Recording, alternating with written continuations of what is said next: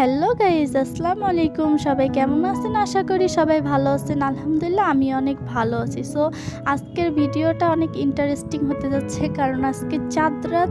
So আমি মেহেদি দিতে পারি না, এর জন্য আমি চলে যাচ্ছি আমার বান্ধবীর শ্বশুর বাড়ি। এই তো তারপরে যেই কথা সেই কাজ, তার শ্বশুর বাড়ির লোকেশনে আমরা চলে যাচ্ছি। সো চিনি না, এই যে এখানে দাঁড়াই আছি, দেখছি বাসাটা অনেক আনকমন, এর জন্য ভিডিও করলাম।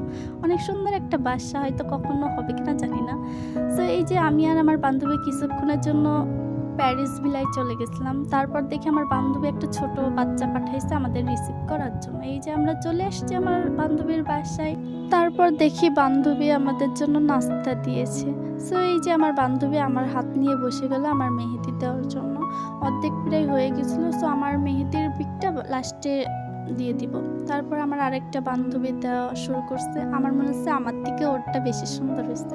তারপর বান্ধবীকে টাটা বলে আমরা দুইজন চলে আসলাম। সো ভিডিওটা কেমন হয়েছে জানাবেন। সো ঈদ মোবারক গাইস, টাটা।